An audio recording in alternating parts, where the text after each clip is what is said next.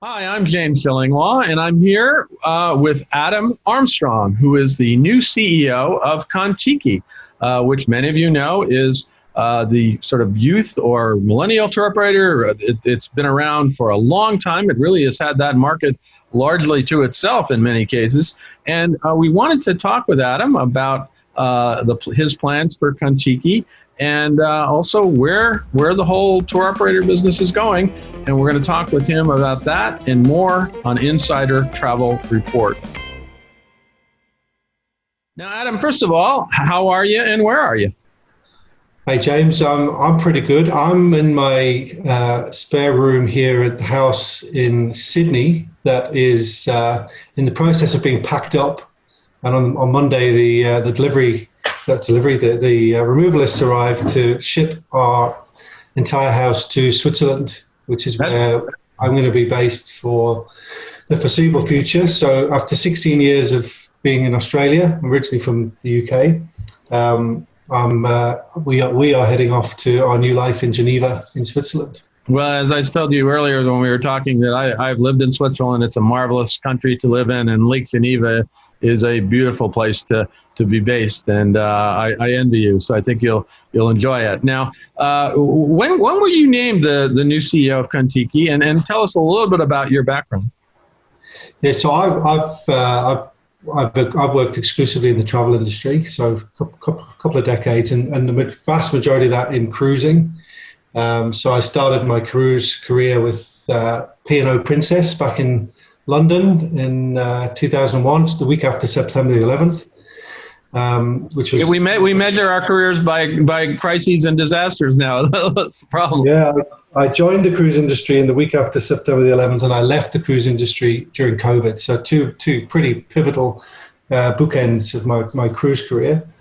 P&O was then taken over by Carnival, and I at some point along the way was asked to go to come to Australia for a year for a 12-month project.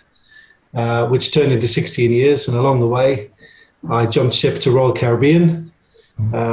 We set up our first corporate office here for Royal Celebrity in Azamara back in 2009. Had 10 years with Royal, and we grew that business. Ended up running it for the last couple of years there.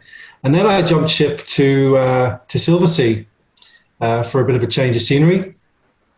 Small ship luxury brand, and but within, I don't know, it was 2 weeks of accepting the job at Silversea, I found out that I'd be going back to Royal Caribbean because they were buying Silversea. That's right. Yeah, you had left and they came back, right? Yeah. So I've worked for big ship, small ship, contemporary, luxury, expedition, and then about a year ago, it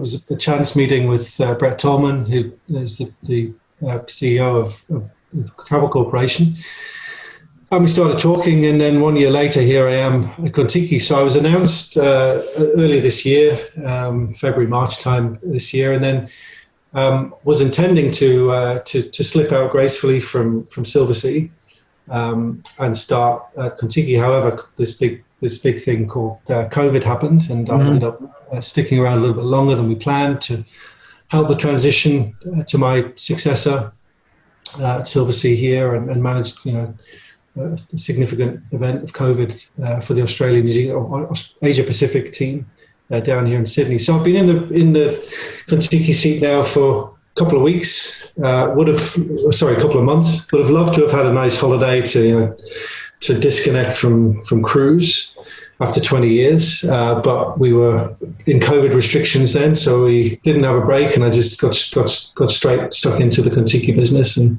2 months in, packing up the boxes, packing up the bags, putting stuff into storage, and making the physical move to Geneva.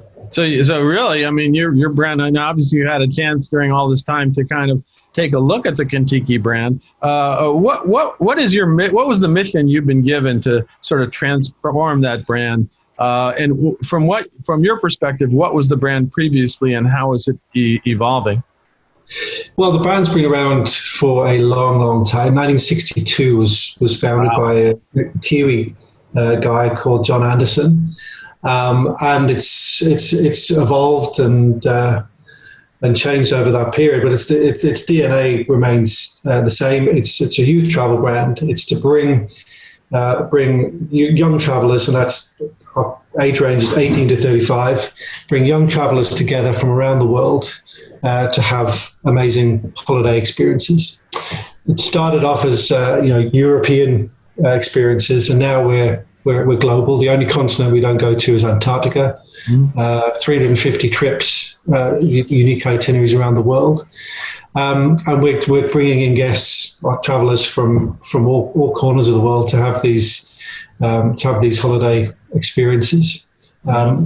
Originally a coach-only operator, but as the brand's evolved, certainly in the last couple of years, involving train, public transport, airplane travel, boat, sailing trips, and so on. So a really broad mix of travel, but core to the DNA is traveling together with like-minded individuals, same age group, going away with amazing memories, amazing experiences.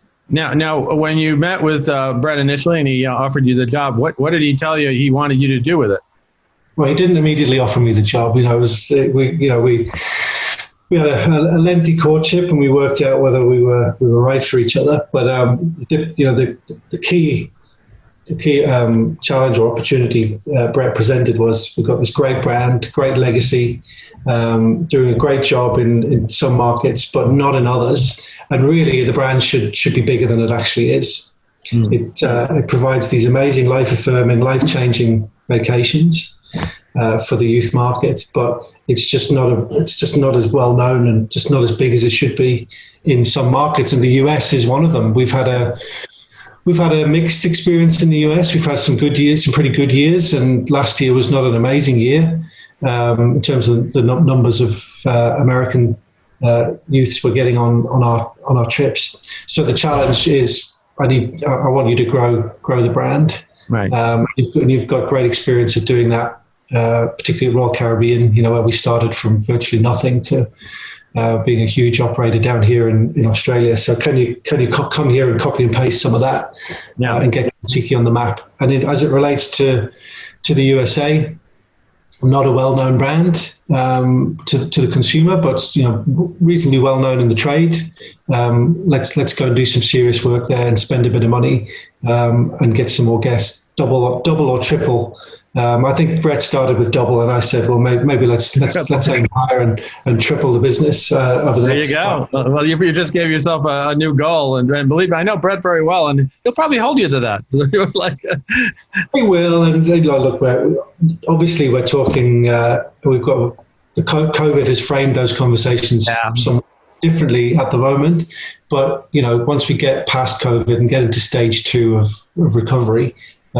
We've got to double or triple the US business, and I think it's very, very achievable. No, and I think when we get past this, as you said, now is there a US president or US head of Contiki now? Yeah, we've got a new president stroke CMO. His name's Steve Kelty. He joined about a month before I did. Okay. So he and I are the newbies, new guys. Both of us signed up for the job before. The C word before COVID came along, but he's getting his feet under the table and working out what needs to be done in the US. He's not from a travel background. He came from Red Bull and from Lyft, the rideshare company. So he's bringing a bit of fresh perspective from that perspective. Yeah. And I'm bringing a bit of perspective from the cruise world. Yeah, no, and it's interesting that you both have. Hopefully, this is going to help you in the U.S. for the two of you working on it, because I do think it's a wonderful brand and maybe has had a lot of potential for years and really dominated the youth market for so many years. Now, how has Contiki been dealing with this coronavirus crisis? Are you operating tours now, and if not, when do you hope to restart operations? We're not. We haven't operated a tour for several months. We halted around the same time as the rest of the touring world. We've got some tours coming up in the next few months where in certain markets, for example, New Zealand, which has been pretty successful in containing the virus, where we've got enough numbers to operate a trip. So we're gonna proceed where we can, where it's appropriate to do so, where it's safe to do so. But by and large, we're not operating at the moment. We're cancelled or suspended through the end of November, and we're now looking at the Christmas period through into the early part of next year. Being from the cruise industry, you must be familiar with that timing right now, because everybody is seeing. I don't think we're going to see a cruise until December or even 2021 at this point. It's just it's been a hard challenge for all of our friends in cruising, including your former Silver Sea and Royal Caribbean. Yeah, I really feel for them. A lot of my industry colleagues here and friends and family say, you picked a great time to leave the cruise industry. And it's a sad time to leave the cruise industry because, I spent 20 years with various companies, and it's part of my DNA, and very sad to see the industry in the state that it's in at the moment, but it will return, undoubtedly. It will come back. It will look a little bit different and behave a little bit differently, but it's a very adaptable industry, and I've got every confidence that it will come back, and we will come back, Contiki, when the time is right.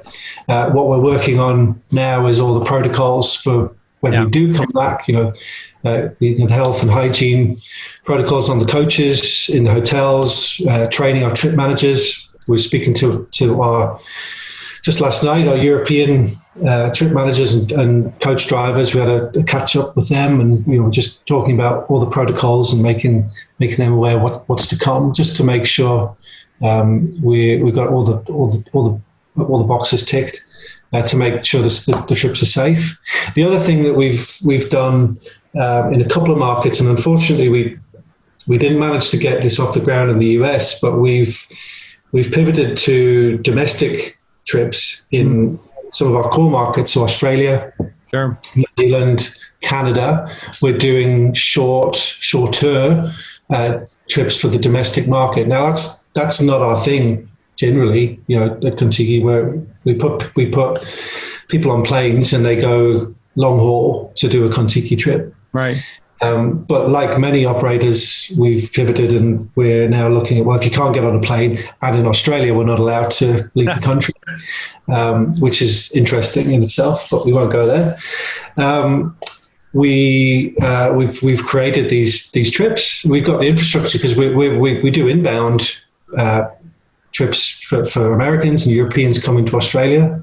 But we didn't do many Australians on these trips. So we've got people here, we've got contacts, we've got got coaches and infrastructure and so on. So we've put them on sale, and we're starting to get some reasonable bookings on the domestic programs to keep us out there, gives people a holiday fix. And keeps our team busy and keeps as many people employed in Contiki as is possible. Which well, it's a shame that you did not get it in the U.S. because that domestic travel is, everyone thinks it's going to come back sooner, obviously, and in fact, Americans have been going domestic. Although even here we have, as you have in Australia, regional restrictions, state restrictions that sort of have impeded that domestic surge in travel because. When you can't have to go out of New York and come back to a state that has that New York has restrictions on, you have to quarantine for 14 days. So it's as we're all finding out, and so it's more challenging than maybe we thought. I think everybody thought this summer would be focused on domestic and maybe some Caribbean and Mexico, but it really hasn't worked out that way. Now, one of the things I wanted to ask you was, what's your impression of what is a Contiki tour today? What are the elements that make up such a tour, and how might that change in the future? Well, you've got the core elements that we provide, and then there's the optionals. So we provide the transport, the accommodation, your fellow travellers who are a nice cosmopolitan mix of ages and nationalities, and then we include a range of meals, not all meals, but, breakfast generally, a couple of lunches, a couple of dinners, where there's a special destination or restaurant or whatever. And then we include our included activities, so certain sightseeing, all the key destinations, including on many trips and increasingly more trips, some of our Contiki Cares experiences. That's part of the Tread Right Foundation. That's our kind of subsidiary of TDC's Tread Right Foundation. So activities, experiences that connect people with local people, local cultures. Mm-hmm. They're increasingly part of the trip. So that's all packaged up into what you buy your Contiki trip, and then we offer additionals on the side, the free time add-ons, where you can pay a little extra to go and do something, paragliding or surfing lessons, or So really active stuff that's not included necessarily, but you can add that on. So that's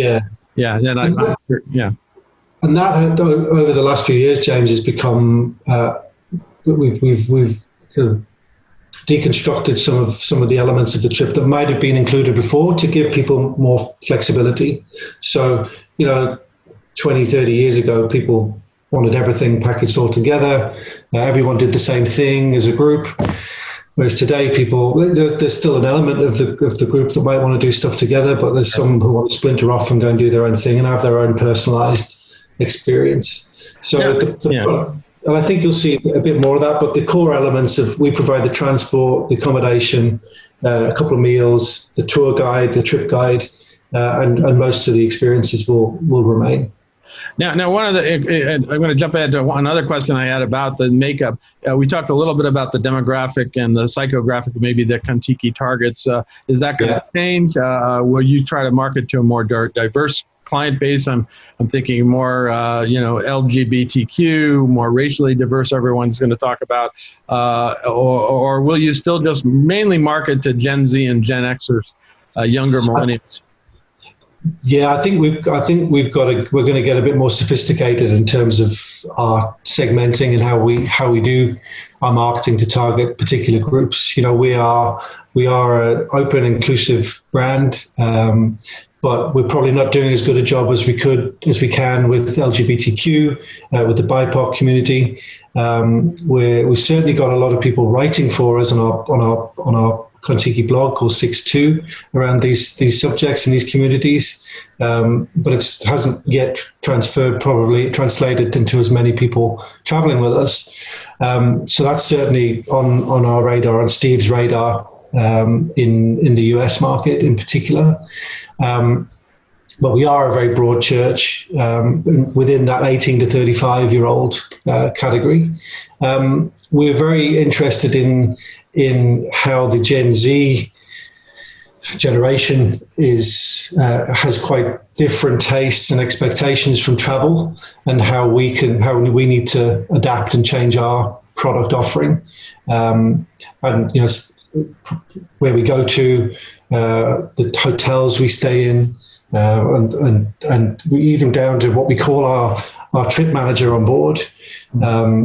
There's just very, very different sets of expectations, and these are people who are more socially aware, more culturally aware, more environmentally aware than perhaps the travellers in the older end of the spectrum. Oh, absolutely. No, much more sophisticated than the old days of Contiki, where I think some of your younger clients just had no idea where they were going, and they just were going on a bus with a bunch of their friends, and it was a great thing. And now you have people actually more sophisticated. They probably traveled with their parents, and they expect certain things. And we were talking about the difference in the Gen Z market, but even the Gen Xers are an extraordinarily diverse market and with different segments within the Gen Xers.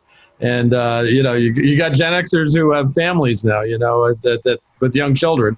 Those are probably not your target right now, but they go down, to all over the place. So it's kind of interesting about how this market is changing.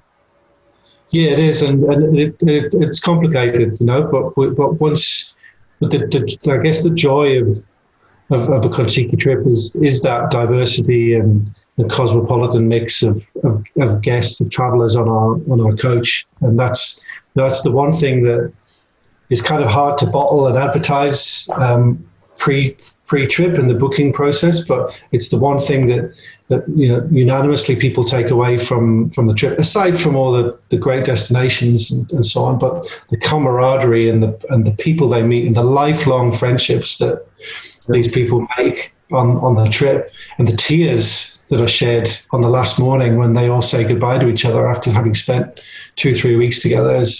It's an emotional experience.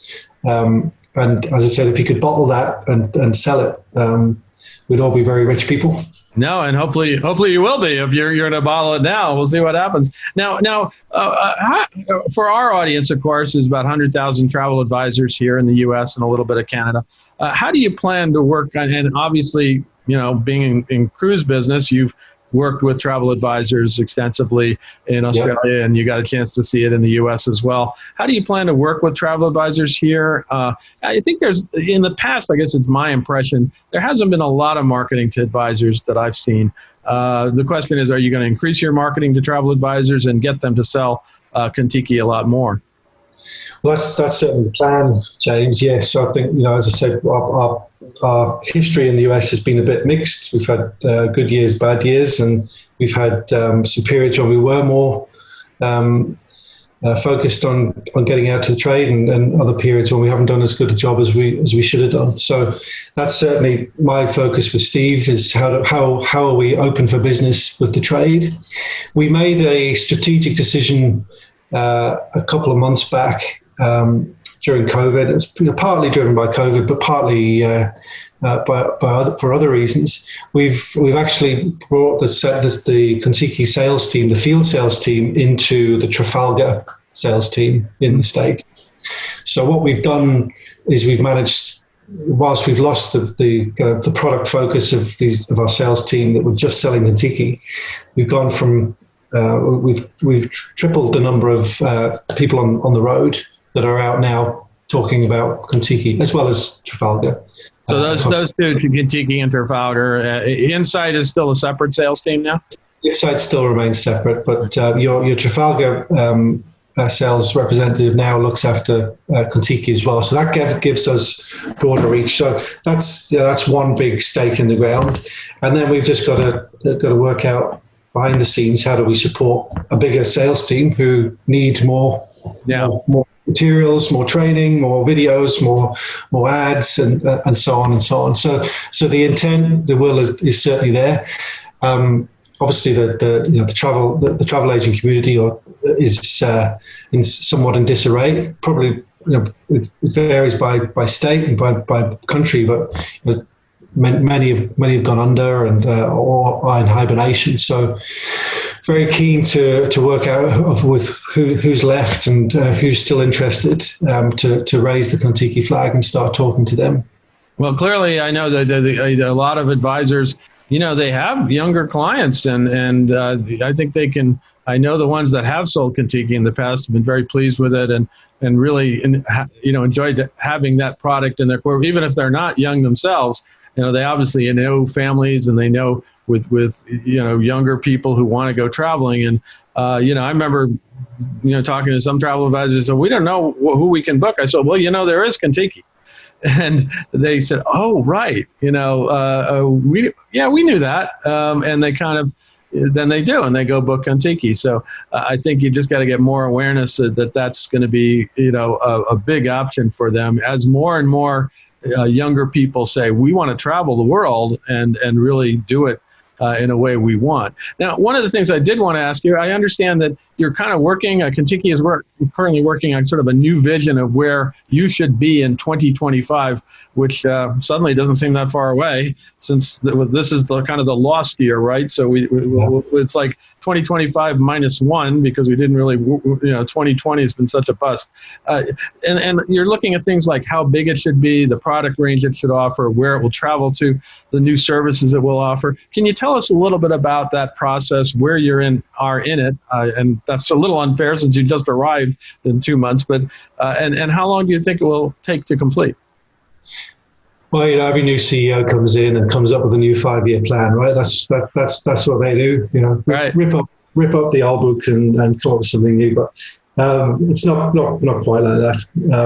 Look, we before COVID, when I sat down with Brett last year and talked about the future, we start mapping out how big could the brand be, and then drill down into each market and set a growth target for each market, so that the the US market should be carrying these many people by 2025, and then work backwards to get there. So that process has started.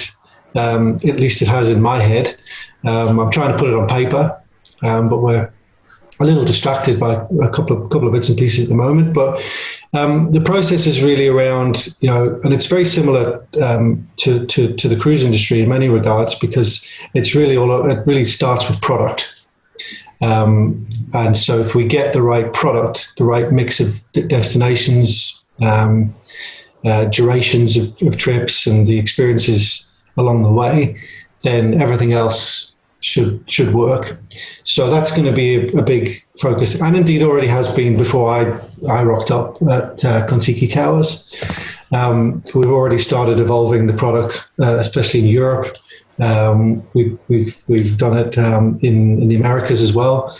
So there's probably some product in there that has stuck around for too long, that hasn't moved with the times, and so we're reviewing that, changing what needs to be changed, repeating what works, and then introducing some new stuff along the way. So I think that's kind of the first major building block, is around what do people want to consume? What do 18 to 35-year-olds want to consume these days? And it's not what they wanted to consume 10 years ago. It's not what they wanted to consume 2 years ago even. Right.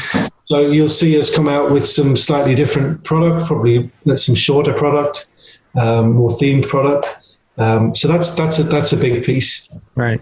Then you get onto the marketing side, and that's possibly even the bigger challenge, because let's assume we've got product that people want to buy. How do we get that? How do we communicate that out to 18, 35-year-olds in a very complex marketing environment? So people aren't consuming media in the same way they used to do. No, certainly not. Every other day there's a new media that we have to worry about, right? And take social. They're all competing with each other and launching a new tool every couple of weeks. So, and that's where our market is transacting, or at least researching and looking and consuming brands. So that's going to be a big part, and that's why we brought Steve on, who's got a strong marketing background, to help us work out where are these people, how do we plant the seed about Contiki as a brand, and keep delivering the messages around what we do, what makes us different, to get them to start thinking about making the booking further down the funnel, and go to a travel agent and make that booking, or transact with us online. And it's about being seen and being available in all these channels, and it's complicated. So we'll be spending a lot of time on product and a lot of time on marketing, and then if that all works, the sales team do a great job and the reservations team do a great job. It's then down to the field, the trip managers, the drivers, and our owned properties and other hotels and hostels we use to deliver the great experience. Well, and also the guides, because that's, I every time any person in a younger generation that's taken a Contiki tour comes back, mostly raving about the guides, or maybe they didn't like the guide. So it goes back and forth, but in most cases they love the guide, and that was their friend. Yeah. He was their, they call it a camp counselor, whatever you will. That was the leader, and it was either a good leader or maybe not so great, but in most cases it was a great leader, and that's what you want. And to find those people is also important, I said. They make or break the trip, and they are literally idolized, particularly by the younger passengers who, for many of them, it's their first overseas trip, and this expert takes them on this amazing break. So getting the training right for those individuals is really important to us. And what do we call them? That's the current kind of dilemma we're having internally. Is there used to be a tour guide. Yeah. Then we stopped calling them tours and call them trips, and a trip manager. And now we've done some research with our past passengers, and they're telling us trip manager is probably a bit old fashioned now. So where do we go next? TBC. That's part of the plan. Oh, that'd be interesting. I don't know.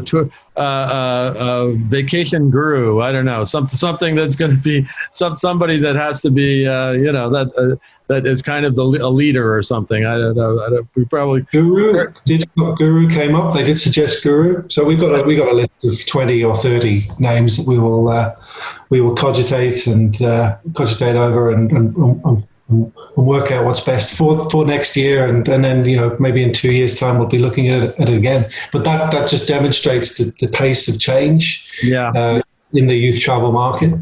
No, it is. It really is. And again, the youth, the younger people today in travel are so much different than they were 10 years ago and even 5 years ago.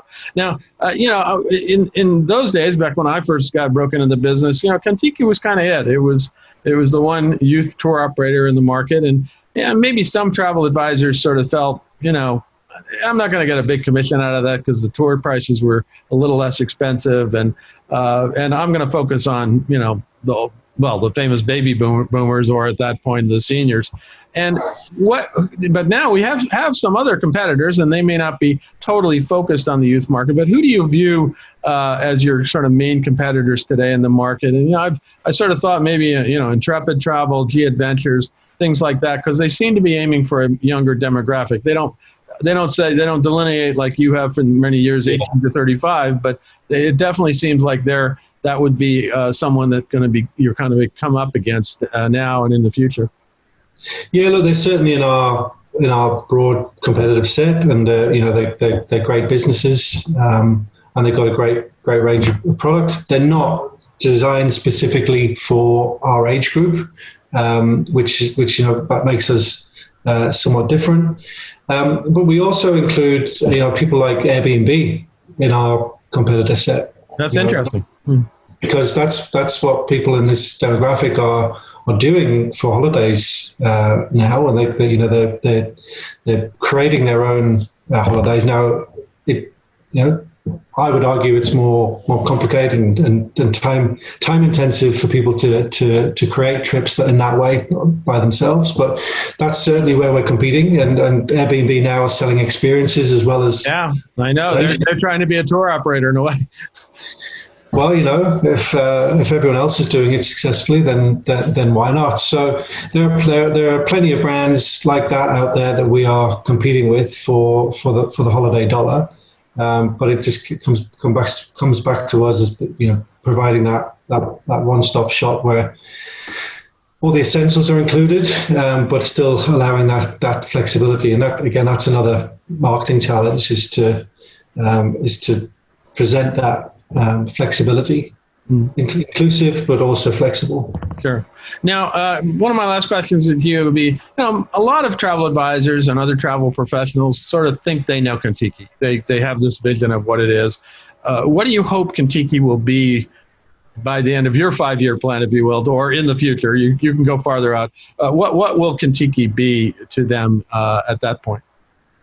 Well, as I've been spent the last 2 months sitting, talking to my team and people around the TTC organization, because as we were saying earlier, most people at TTC have worked for Contiki at some point in their TTC career. What I take away is that there are some misconceptions probably out there about the brand, but we've changed.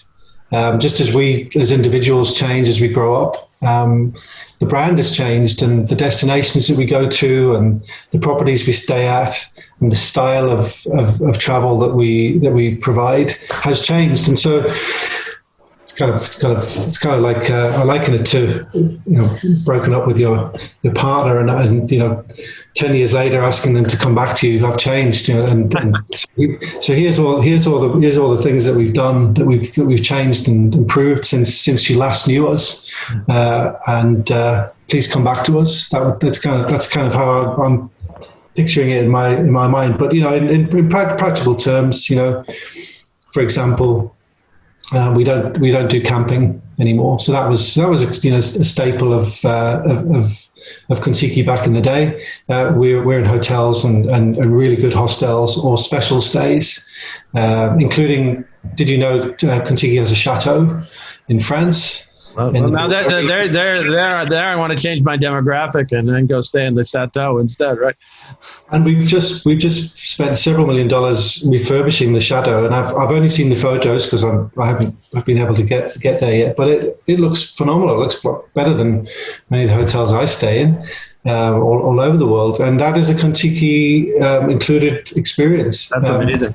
So that's just a combination, just one example of where we've changed. The coaches, we're taking people on on amazing, comfortable coaches that no one could have imagined back in John Anderson in 1962 when he bought his little minivan in London could never imagine the comfort of the coaches that we're operating in Europe, for example. So we've changed. We're changing with the times. There's more change to come. I can promise that. We'll change the product, we'll change the destinations, we'll change the experiences, we'll change what we call the trip managers. We will change and we will keep evolving as our demographic evolves as well. Well, it's been interesting. I mean, many years ago, when Gavin Anderson was kind of overseeing the four major brands back then, or at least I guess it was. Well, ATT Kings was a brand back then that you sold in the U.S. So it was kind of the continuum of Contiki, Trafalgar, Insight. And I went to him. I said, "Well, you kind of got a continuum here. You get them in Contiki, and then you go to then they graduate to Trafalgar, and then when they get a little more affluent, you go to Insight, and now of course you have Luxury Gold. But you kind of have a customer for life." Within the travel corporate tour system. And I don't know if anybody still views it that way, but it does seem like you have a segment of the market for almost everyone there. We still view it like that. We've got a family of brands, and we like to keep people in the family. We've got something for everyone. The big cruise groups are exactly the same. For that trajectory through your life stages, you move from brand to brand. Now it's in many ways somewhat theoretical. I don't think anyone's sat down and plotted whether they've actually done it. They've actually followed that term, but it was something at one point. I even suggested to him that we do a common cover on a magazine about it, but it never went anywhere. They didn't want to market the brands all together. So everyone, as you know, they market the brands separately. So it's been an interesting one. Now, anything else you want to tell our 100,000 travel advisors out there in the U.S. and Canada about Contiki?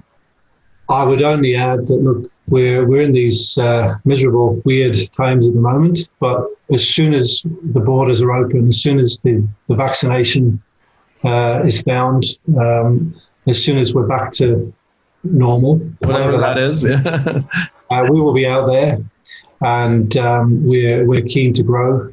There's a lot of business to be had in this part of the travel industry. And there's a bit of money to be made as well.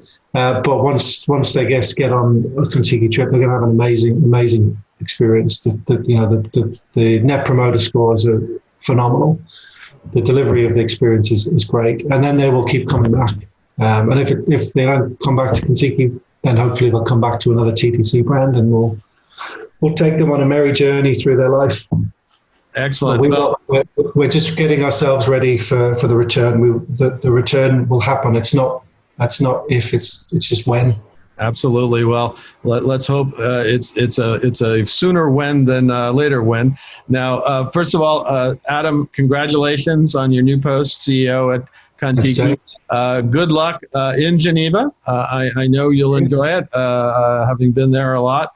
You may miss Australia for a little while, but you're telling me you like to ski, so I think you'll have plenty of opportunities to go skiing in Switzerland, wherever you go.